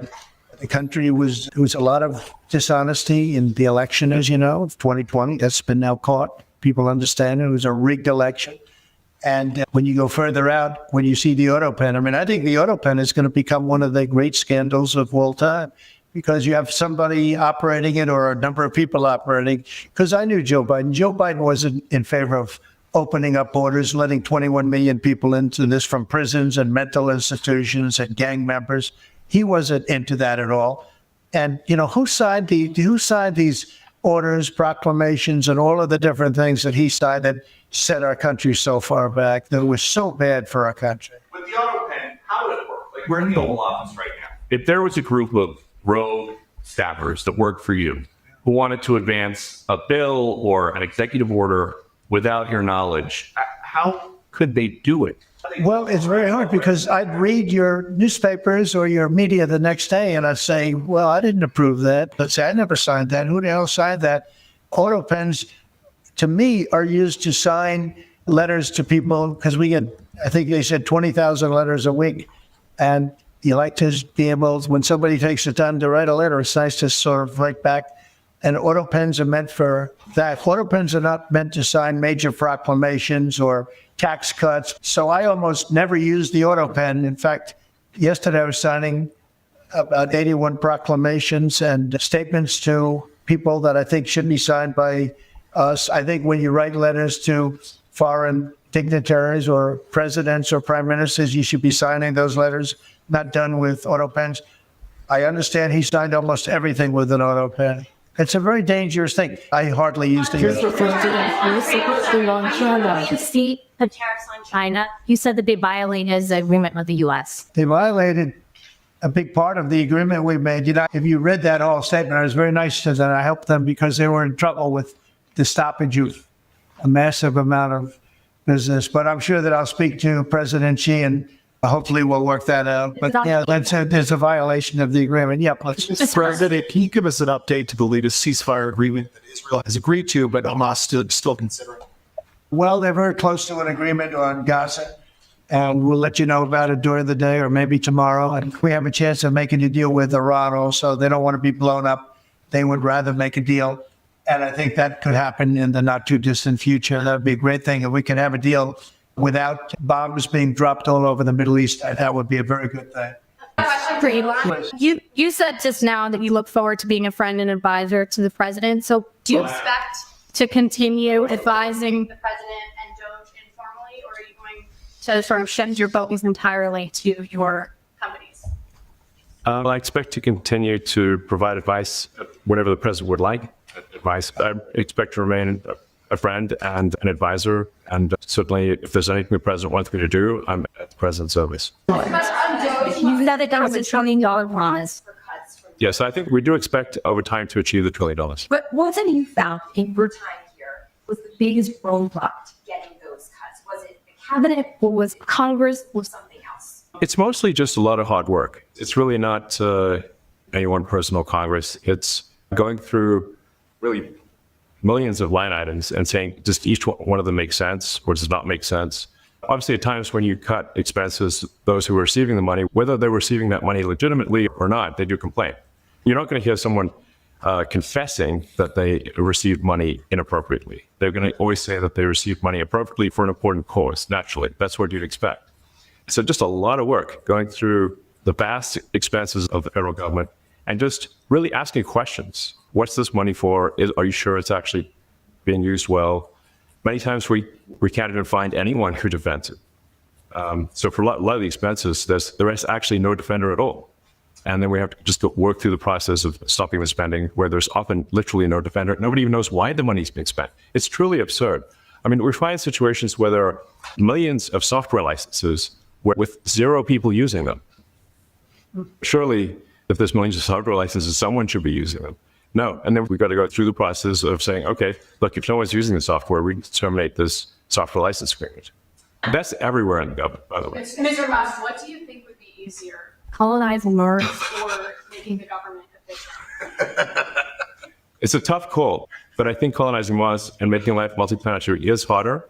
And as I said, we do expect to achieve over time the $1 trillion of savings. We can't do it in like a few months, but if you say by the middle of next year, with the support of the president and Congress, could we achieve $1 trillion of savings? I think so. We're on track to do so. Mr. President, you had mentioned earlier in the week that Doge should become a would-be boy. And as the president mentioned, you went through a lot to go through this process. Yeah.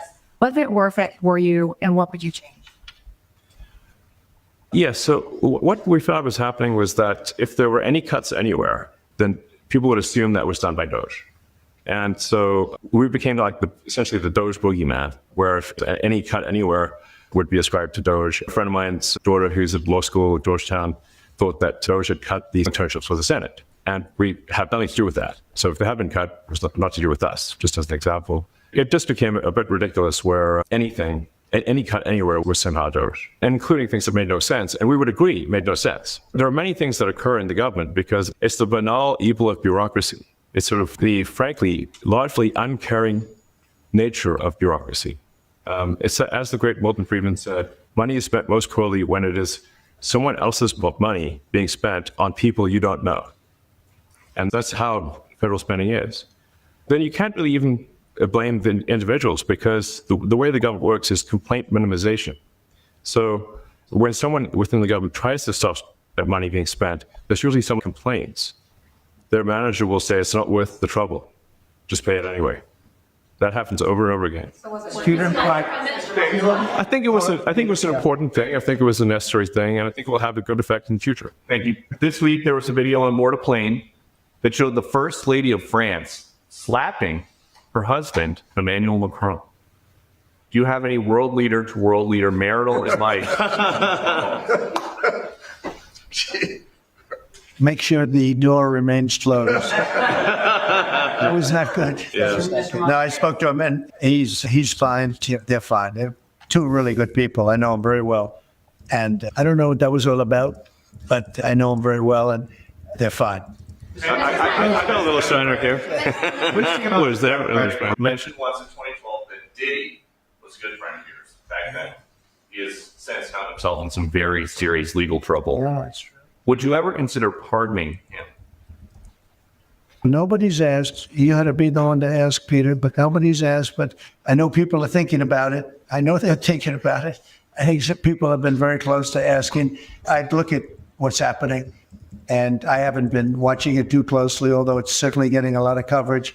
I haven't seen him. I haven't spoken to him in years, he used to really like me a lot, but I think when I ran for politics, he sort of, that relationship busted up from what I read. I don't know. He didn't tell me that, but I'd read some little bit nasty statements in the paper all of a sudden. You know, it's different. You become a much different person when you run for politics and you do what's right. I could do other things, and I'm sure he'd like me, and I'm sure other people would like me, but it wouldn't be as good for our country. Elon Musk was once idolized by folks on the left in this country before joining your administration. Now he's considered a hero by conservatives. Why do you think this man, what he's done in American life, he's so politicized? Well, his life has been amazing. I mean, I look at so many different things. I look at that rocket being guided back into position. I've never seen that before. I thought it was a movie. You look at what he's done in terms of communication, it's been unbelievable. So many different, even tunnels going underground, not having to go through all the process of going, you know, he's got a company that does that. He's got so many different companies. Starlink, as an example, he saved a lot of lives, probably hundreds of lives in North Carolina. I don't even know if you remember, but I called you. They needed Starlink in North Carolina. And I didn't know what the hell Starlink was. It saved a lot of lives. So, you know, he's just done a lot of things. I don't think, frankly, I don't think he gets credit for what it's done. But he's a very good person, too. You know what? If he wasn't a good person, but he did the same. Sounds like they like each other. Probably speak differently. He happens to be a really good person who loves the country. Mr. Musk, Mr. Musk. I wanted to ask quickly, Mr. Musk, is your eye okay? What happened to your dry? Well, I wasn't anywhere near France. So he has like a bruise in his eye right here. So, but no, making a joke about the First Lady of France getting slapped, you know. I didn't know. So I was just horsing around with the Lex, and I said, "Go ahead, punch me in the face." He should have said he should have brought up the Macron thing. He should have trolled Macron a little bit there, but not Trump. I think Trump and Macron, they work together on projects and stuff. I think they get along. In the face, and he did. Turns out, even a 5-year-old punching you in the face actually does. That was X that did it? X, if you knew X. I was with his mom right now. But I didn't feel much at the time, and then I guess bruises up. But I just horsed around with the kids. I didn't notice it, actually. So, I know that you try to stay pretty neutral because not your war. But and by the way, not my war. This was not a war that was going to happen if I were president. Right. And so, not your war, but as you try to fix it, and as you survey this hellscape of the Ukrainian front lines, it's horrible. And you and your team deal with a very stubborn Vladimir Putin. Zelensky. Yeah. Do you look at this? Very Zelensky too. Like, do you look at this and see Putin as the good guy or the bad guy? So I've known him very well, and I went through a lot of things with him because Russia was, you know, the Russia hoax turned out to be a total hoax. New York Times, they got a Pulitzer Prize. I have to give back the Pulitzer Prize. That's my lawsuit, and they're doing very poorly in that lawsuit, but. You know, they wrote stories about how it was true and it was false. And, you know, a lot of the Washington Post also. I have gotten to see things that I was very surprised at. Rockets being shot into cities like Kiev during a negotiation that I felt was maybe very close to ending. We were going to solve a problem, and then all of a sudden rockets got shot into a couple of cities and people died. I saw things that I was surprised at. So, and I don't like being surprised. So I'm very disappointed in that way. With that being said, I'd like to see it end. 5,000 people, I think the number's even more than that, but 5,000 people a week are being killed. Mostly soldiers, but also people that live in little cities and towns throughout Ukraine. And I'd like to see that stop. And I realized this yesterday, but I want to ask you. I think the fundamental moral flaw of the left is empathy for the criminals and not empathy for the victims. Empathy for the criminals, but not empathy for the victims. And there's been way too much of that. That needs to stop. To the president's point, there's been immense judicial overreach that is unconstitutional. That was never intended. And it's undermining the people's faith in the legal system. It needs to stop. It's gone too far. And just today, we had a great decision from the Supreme Court, thank goodness, that was very important. We had two important decisions yesterday on the tariffs, because, again, we have to be able to fight a fair fight with other countries. Howard, would you say we have to be able to use tariffs to fight people that use tariffs on us? I mean, if we didn't have that power of tariffs, we would economically be destroyed as a country because they will destroy us. Other countries will destroy us with unchecked tariffs. We can chip. I want to hear Elon and Trump discuss this. Like I want to hear that. They've obviously had conversations about the tariffs, but Elon's not for it. Or not the tariffs, but he's not 100% for the tariffs, but the spending in his bill. I want to hear that conversation. Chip them when we have the use. They tried to take that power away from us. And if you take that power away, we're not going to have a country. We won't have an economically viable country. But it's very. You want me to go get some? Sorry, guys. Very important on immigration that we be able to get people out without having to go through a long court case. I mean, it was up to some of these judges. Every single one of these millions of people, criminals, prisoners that were let go from jails because they save a fortune when they did. They brought them into the United States. You know what they're saving? The money they. Honestly, I thought this was going to be a crazier. Look, watch Elon Musk go off on Reporter. It wasn't as bad as I thought. I think you could lay to rest all the exaggeration, the drama, the headlines that we saw about bro. There was so many headlines talking about Elon and Trump beefing and stuff, and here we are, bro. And this is the same way that people will invest. They see headlines, they get scared, they overreact, and they don't realize, man, there's a lot of people can say what they want, headlines can say what they want. They just want views. You have to really you really have to get a sense of, it's okay for people to disagree. Doesn't mean everything's falling apart. They're saving. But some of the murderers, it's very important that we're able to get those people out of here fast, bring them back to their country where they belong. And those countries take them, because if they don't take them, they have to go through the wrath of the United States, and they take them. But we have judges that don't want that to happen. And that's going through the court system right now, that whole situation. But when ICE and with Border Patrol, they've done an incredible job. When they do this incredible job and they capture 100 killers and drug dealers, and we can't keep them for years here as we go through trials. We have to get them out rapidly, and we know who they are. And we're very careful about who they are, but we have to get them out rapidly, or again, we're not going to have a country. Okay?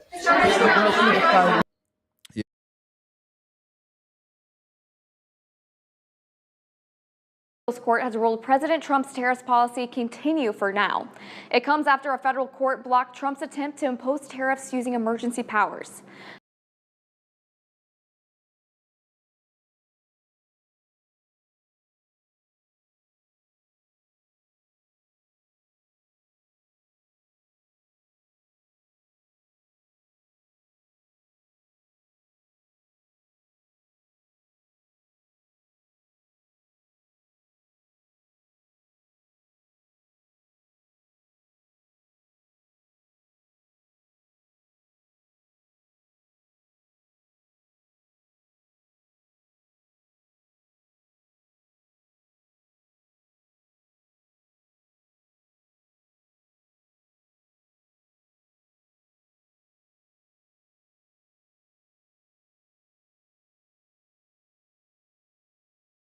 Or anybody else, right, is having real data, real numbers, real PPI reports, CPI reports. But like for example, this right here, this is my watch list. And I have my watch list here. So anything that is, look, hims and hers, we got this right away. this was at 7 o'clock, 11 minutes ago. I bet you there's no videos, there's no news reports, because it takes time to report this. But we if the stock market was open right now, we could use this to our advantage. Him and hers, health, trims, workforce, and mid strategic.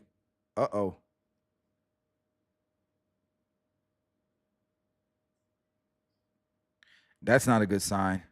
And I have puts open for this. Let me see if these are terminals that traders, like huge funds, a lot of these terminals are $25,000 a year. Like Bloomberg's, the start of it is. And so if I go to YouTube and I try to find some news on this, I don't see anything. There's nothing on this, which is not good. This is not good.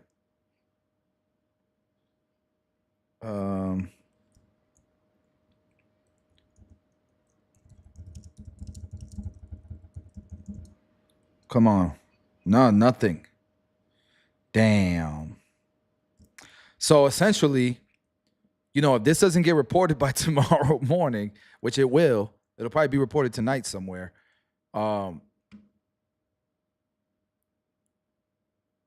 this is on investing.com.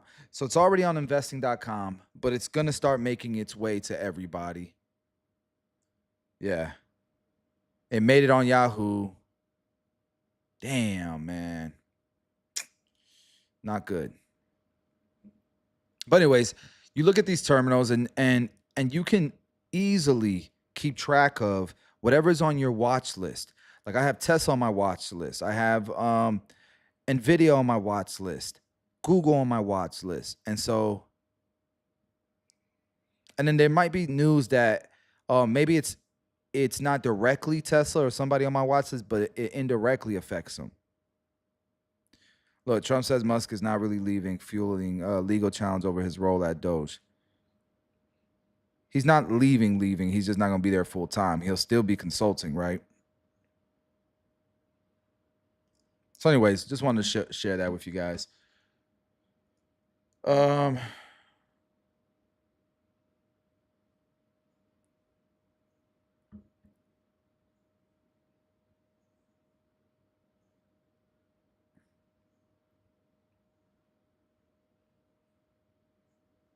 Let's see what now that we have an idea of politics, you know, geopolitical concerns and the tariff concerns. Let's see what Tom Lee has to say about the mid-cycle. To buy the dip. Do you still feel that way when we get these sort of tariff back and forth headlines? We still think dips are going to be pretty shallow. It's still the most hated V-shaped rally. I mean, the COVID rally was hated until we made new highs, and the rally from the fall of 2022 was hated until we made new highs. It's not any different this time. Hedge funds, I think, have really been very cautious. They were forced to sell near the lows, and we know there's $7 trillion cash. So while a lot of people are calling a top, I actually think that this is more of a, mid-cycle kind of start of a new bull market. Why? Why do you feel that way with the... He thinks it's the start of a bull market, man. This is a new era. Like, that's what people think. You know, they're thinking, and I was watching this video, which we're going to watch together at some point, but it talked about the different ages. The golden age, the gilded age, all of these things, right? And it's saying that we are in the midst, the beginning of a new age. Just pour your money into America if you think America's going to win this age. It's definitely going to grow, right? And so if that is the truth, and this is what the markets looked like historically, right? There could be a whole nother level. Like, this is what the markets look like the last 100 years. It could literally look like a whole new level, something we've never seen before. And if it was to ever happen, it would be now with the whole race to semiconductors and AI and robotics.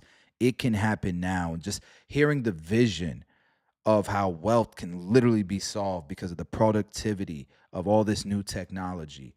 Or not wealth, but poor. There will be no more poor people because of all this new technology. It's insane. It's amazing to economic data, to witness this, and thank God my kids will be able to really see it all. Starting to weaken and the fundamentals changing. But at the same time, I need to make sure as a parent I'm preparing them for the future because damn, it's also scary. As a result of all the tariff drama. Yeah, man. Well, I mean, if I just did a relative comparison, when I look at the company outlooks now compared to February 2025, I actually think the outlook's actually better. You know, when we look at 2026, I think we have better visibility on deregulation and potential tax benefits. I think the tariff risk is actually diminished compared to February 2025. And while the Fed's been on hold this year, I think that there's a case to be made. They're going to be dovish next year, given what's happening with housing, and I think the trend in core inflation.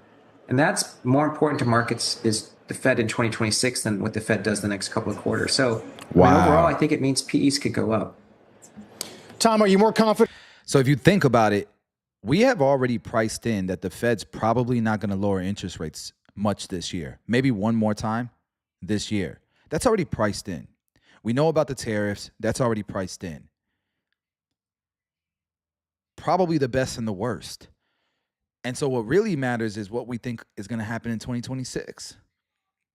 This is why you got to be studying history. It repeats itself, but also following, what's going on in the world. And it's just crazy. It's Confident in the Mag 7 idea, or? And this is also why you got to have delayed gratification. You got to think long term if you really want to win in stocks. Day trading works, don't get me wrong. And I like to make some cash flow every 30 days with my options. But I'm also changing how risk adverse I'm going to be every single 30 days because I know what's coming, right? So I know June and July is going to be interesting.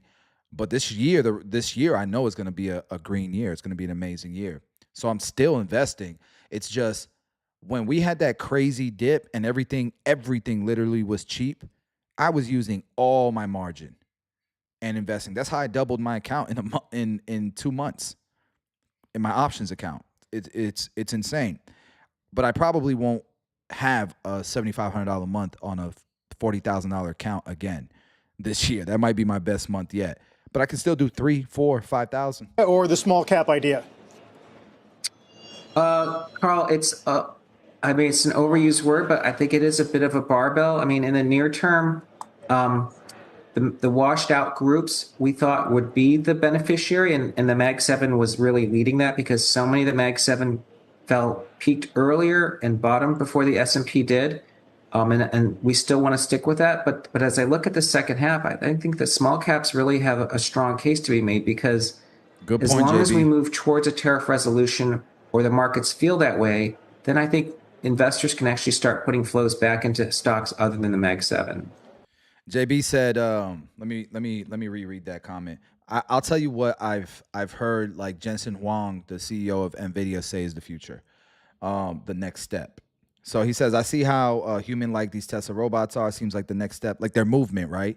But it seems like the next step would be making them look realistic. I've been looking into the likelihood of realistic robots using AI to create companionship. You have a point, but I think that's further ahead. I think what's really next is like we already are seeing reasoning, like AI is able to reason, play devil's advocate, question itself, question ideas, things like that, and then change its mind. It's already doing that. The next thing is having real understanding of the physical world, of what happens when you throw a ball. Like it will understand gravity and fire, and it's insane that they're going to understand this stuff. And then it's going to understand feelings and things like that. It's going to get pretty crazy. Scary. How to feel about investing in Canadian companies? Reason I ask is because they're so cheap right now, but their financials are pretty but the value in the idea, seeing what you think. I'm not doing it. There's just because of the opportunity cost. There's still so much value in American companies. There's a lot of companies that are just kind of like still just so much room for growth. So I'm not a 100% of a fan. Like I would put my money into Palantir before I put it into a Canadian company because Palantir is not even $1 trillion company yet. It's going to be if it keeps this up. But as I'm learning more, Like, bro, I went through the semiconductor rabbit hole, and it is literally magic. You will, if you don't believe in God because of semiconductors, I don't know what to tell you. It is crazy. They literally, I was listening to a scientist say, the way we were able, NVIDIA literally create, like, what they're doing is they're forcing rocks to think. They're taking the power out of rocks because it's sand. It's still it's rocks that they mash down into sand, and they use these minerals to create magnets and minerals to create the. It's just insane. And they have memory and they can think, and they're making rocks think. Shit is insane, bro. I didn't even know it was. I didn't know that. I mean, obviously it's crazy. You see the little chips with all these transistors and all this. But man, wait till we go through that series, because I think the next live I'm gonna do is just go through that rabbit hole, because that series is gonna be. I'm gonna do it on a separate live because I've already been live for 2 hours here and I gotta go pick up my kids. But we're gonna go through that semiconductor rabbit hole because we're starting to like really put together the pieces, and it's making me feel like I'm understanding the future more.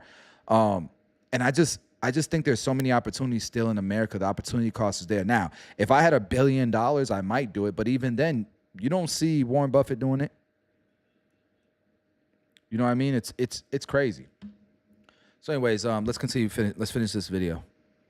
Are you keeping a strategy in which tariff tensions go back up in your back pocket somewhere? And how does that read? Well, I mean, I think we're all operating with the realization that there isn't necessarily an end game in sight for the tariffs. And I think these court rulings may push us a little closer to the end game. That's why I think it's a slight net positive. But at the end of the day, we all have to realize it's still a process. But I think investors are too pessimistic about the outcomes. I mean, I think we've been a little too the market's been too pessimistic about what tariffs could do. I think we've had a lot of folks that turned structurally bearish because of Doge. But when we look at what's happened in the last couple of months, I think it's more bark than bite, I guess is the best way to put it. Yeah, that was good. I'm glad. I love listening. I love listening to Tom Lee. He gets a lot of criticism just because a lot of times he goes against the grain of what people are thinking. You know what I mean? And a lot of times he's right, but sometimes he's wrong. But I do like to hear all these different perspectives, and I'm leaning towards what Tom Lee is saying. I tend to agree with him.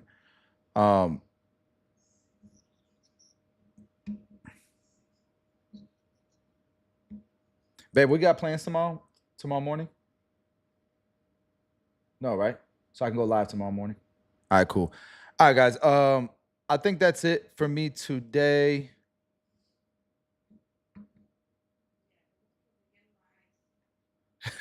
My wife said, "Go get the kids and go get me my ice." I had some other stuff I wanted to check out, but I might just do it as a recording and then launch it. But thanks for hanging out with me, y'all. I appreciate it, man. Tomorrow morning, I will go live again. We're gonna go down that rabbit hole, the semiconductor, TSMC, ASML, all these companies that are literally opportunities, bro.